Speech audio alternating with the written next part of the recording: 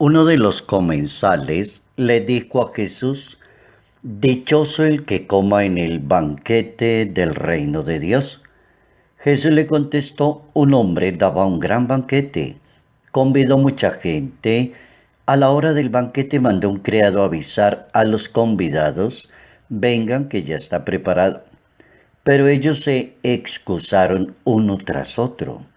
El primero dijo: he comprado un campo y debo ir a venderlo. Otro dijo: he comprado 5 yuntas de bueyes y voy a probarla. Dispénseme, por favor. Evangelio según San Lucas, capítulo 14, versos 15 al 24.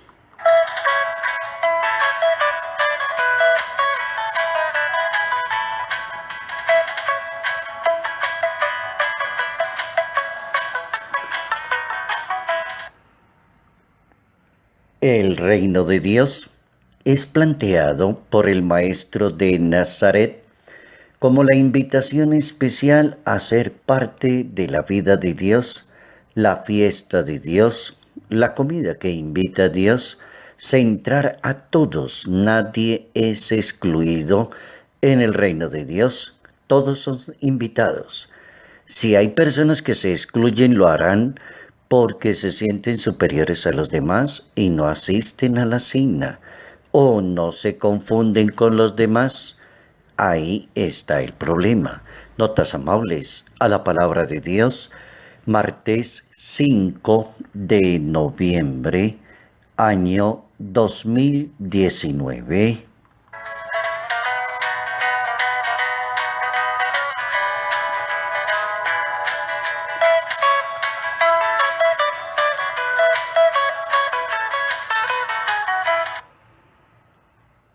Buen planteamiento del Maestro de Nazaret.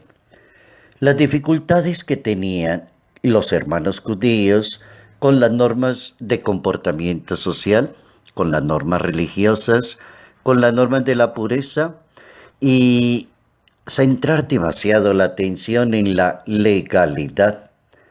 Como que es más importante cumplir una ley que el espíritu de la ley, o la transparencia de la persona, la nitidez, la diafanidad de la manera de ser de cada persona. Ese es un problema bastante serio, y eso le impedía a muchos judíos circular y asistir y comer con las personas, porque si era pagano, yo no voy a esa comida. Si pertenece a ese estrato, yo no voy a esa comida. Y después de haber entrado en la comunidad cristiana, también algunos judíos guardaban como la costumbre de no sentarse con los paganos alrededor de la mesa. Cuando los apóstoles salieron a anunciar la palabra de Dios, tuvieron inconvenientes de ese tipo, porque el evangelio que ellos predicaban es un evangelio del amor, de la caridad, de la misericordia. Cuando una persona anuncia el evangelio, lo predica y lo enseña, debe tener una mentalidad social afín al mismo evangelio. Para el Hijo de Dios no existe diferencias entre las personas, pero para las personas que creen en Dios, sí hay esas diferencias. Es muy extraño ese comportamiento.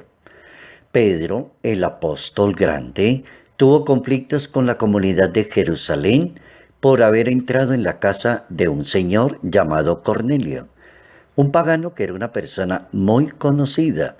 Y San Pedro entró a la casa y comió con él y aceptó la invitación. San Pedro lo que hizo fue proponer la misma identidad de su maestro, sentarse a la mesa con la persona que la misma sociedad la juzga, la señala con el dedo y le indica que no es una excelente persona. Esa es como la problemática en que se mueve cuando una persona es creyente y discrimina a los demás. Cuando alguien es creyente y le parece que hay que descartar y no invitar a los demás. O cuando alguien es creyente y no se siente invitado a cierto sitio. entonces no voy porque yo tengo más categoría o la persona se disculpa, no quiere pertenecer a la comunidad, no se quiere untar de los demás, así dicho al estilo colombiano, no quiere ese tipo de cosas. El Evangelio de Lucas entonces nos permite reflexionar en torno a un reino que es planteado, una comida que está servida y una cantidad de gente que saca disculpas para no asistir. La pregunta sería, ¿y eso por qué? La parábola que Jesús plantea es exactamente eso, el acontecimiento de vivir en una comunidad.